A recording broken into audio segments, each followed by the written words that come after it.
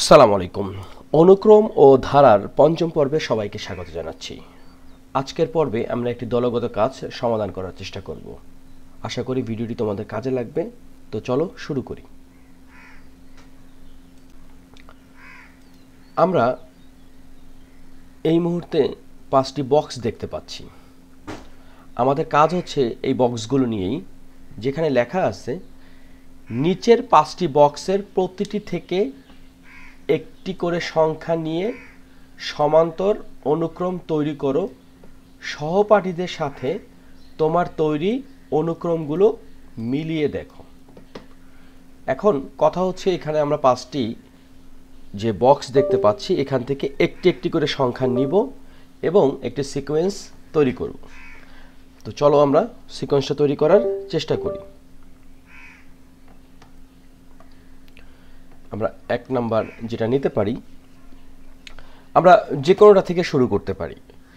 যেমন আমরা যদি প্রথমে 2 নেই, তো দেখো এখানে যদি আমরা 2 নেই, তাহলে আমাদের একটা জিনিস মাথায় রাখতে হবে যে হয় বৃদ্ধি পাবে অথবা কমবে। তো সাধারণত 2 যদি আমরা নেই, পরের ঘরে আমরা দেখতে পাচ্ছি এখানে -9, 24, 6, 20, -20 আসে। তারপর এটা কিন্তু দেখতে পাচ্ছি 4, 15, 31, -6, -8 আসতে পারে। তো এখানে আমাদের কিছু সেন্সের কাজ করতে হবে। 2 যদি নেই, এরপরে যদি আমরা 4 নেই, তারপরে যদি আমরা 6 নেই, তো স্বাভাবিকভাবে যেহেতু 2 2 করে বৃদ্ধি পাচ্ছে, আমরা এরপরে 8 পাবো এবং 10 পাবো। তো আমাদের কিন্তু একটা সিকোয়েন্স হয়ে যাবে। তো প্রথমে যদি আমরা 2 নেই, নিলাম 2, এই 2টাকে আমরা কেটে দেই। এরপরে আমরা এখান থেকে 3 নাম্বার বক্স থেকে কিন্তু 4 নিতে পারি। তারপরে আমরা দ্বিতীয় বক্স থেকে 6 নিতে পারি। 2 নিলাম, 4 নিলাম, 6 নিলাম, তো স্বাভাবিকভাবে আমরা এখান থেকে 8টো নিতে পারি চতুর্থ বক্স থেকে। এবং ফাইনালি আমরা পঞ্চম বক্সে এখানে 10 দেখতে পাচ্ছি, এই 10ও আমরা নিয়ে নিলাম। তো দেখো খুব সুন্দর একটা সিকোয়েন্স হয়ে গেল, 2, 4, 6, 8। আমরা যদি প্রত্যেকটা পদের পার্থক্য হিসাব করি, যেহেতু এখানে লেখা আছে সমান্তর অনুক্রম, তো সমান্তর অনুক্রমে কিন্তু কি থাকবে, সাধারণ অন্তর থাকবে। তো সাধারণ অন্তরটা যদি আমরা দেখি, যে দেখো 10-এর থেকে 8 বাদ দিলে আমরা পাবো 2, 8-এর থেকে 6 বাদ দিলে পাবো 2, 6-এর থেকে 4 বাদ দিলে পাবো 2, 4-এর থেকে 2 বাদ দিলে আমরা পাবো 2। তাহলে এটি একটি কি, এটি একটি সমান্তর অনুক্রম হয়ে গেল। এরপর আমরা 2 নাম্বারটা করি।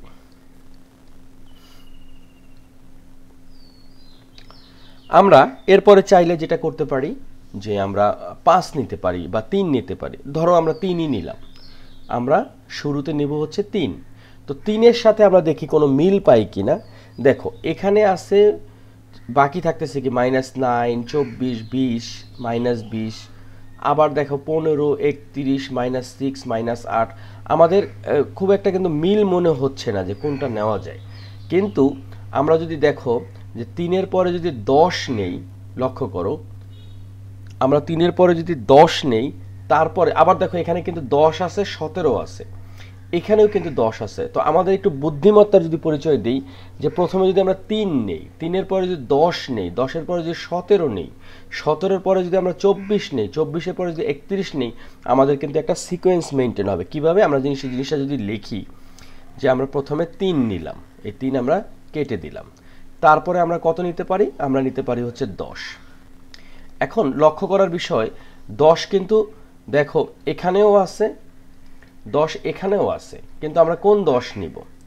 আমরা অবশ্যই প্রথমে এই 10টাকে নিব, কারণ পরে আমাদের এই 17টা কিন্তু কাজে লাগবে।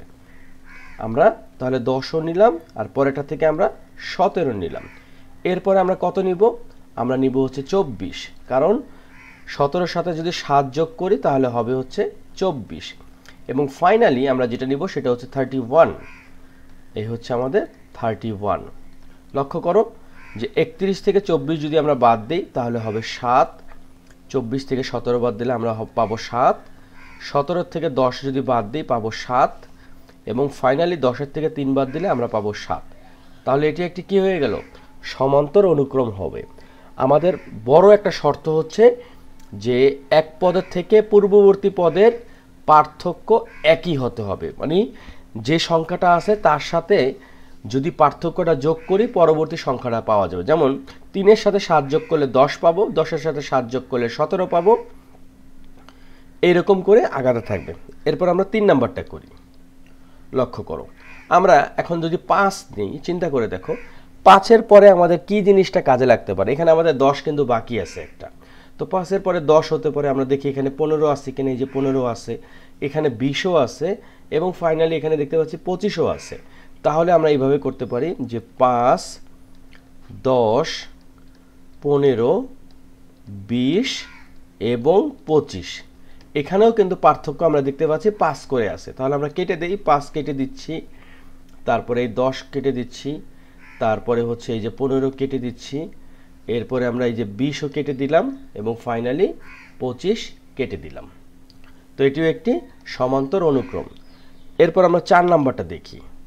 দেখো এখানে আমাদের বাকি থাকছে 0 এবং -12। এরপরে বাকি যা দেখতে পাচ্ছি সবই কিন্তু মাইনাস আছে। তো আমরা একটা কাজ করতে পারি, মাইনাস যেহেতু আছে, প্লাসের ক্ষেত্রে কি দেখছি আমরা? বৃদ্ধি পাচ্ছে, আর মাইনাসের ক্ষেত্রে কি হবে? বৃদ্ধি পাবে। কিন্তু বৃদ্ধিটা কেমন? যেমন আমরা যদি এইভাবে লিখি যে -3, তারপরে -2, তারপরে হচ্ছে -1, এটা কিন্তু মূলত বৃদ্ধি পাওয়া। কিন্তু -1, তারপর -2, -3, এটা কিন্তু মূলত হ্রাস পাওয়া। তো আমরা এখন দেখি যে কোনটা কিভাবে নিলে আমাদের জিনিসটা কাজে লাগতে পারে।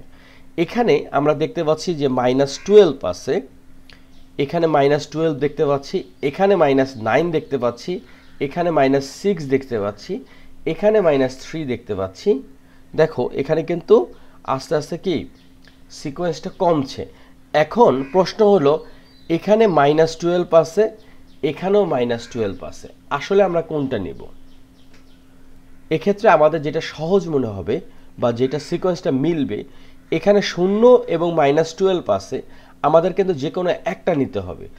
তো আমরা এইমাত্র যে সিকোয়েন্সটা হিসাব করলাম, যে আমরা একটু লিখি আগে।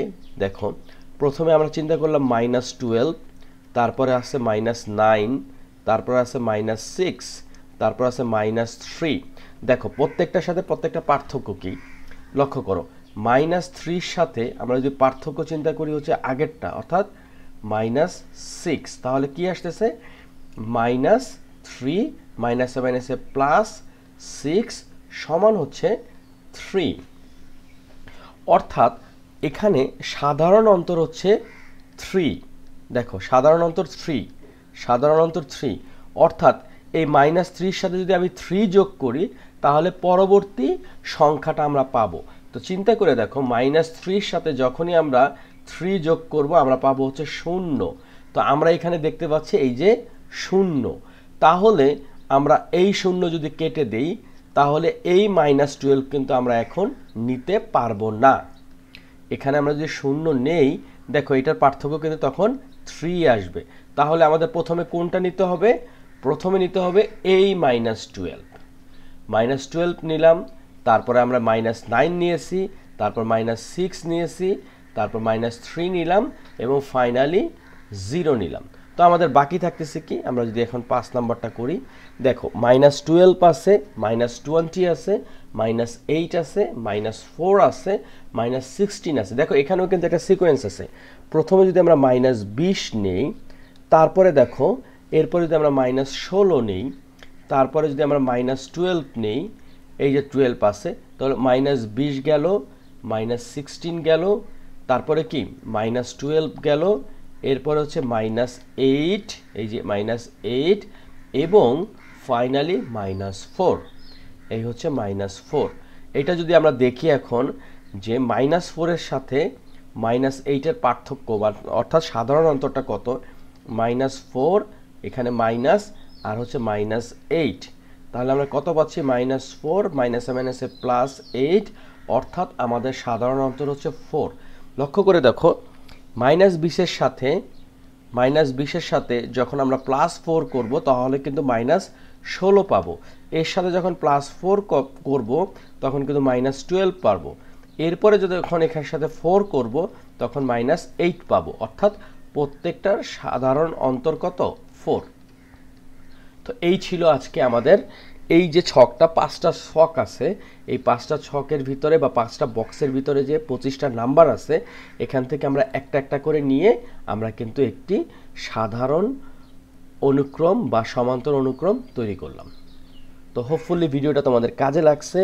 কাজে যদি লেগে থাকে বন্ধুদের সাথে শেয়ার করবে এবং নিজেরাও আরও বিভিন্নভাবে চেষ্টা করবে যে আরও কোনো সিকোয়েন্স মেনটেন করা যায় কিনা। তো তোমরা সবাই ভালো থাকো, সুস্থ থাকো। ভিডিওটা এখানেই শেষ করব। আল্লাহ হাফেজ।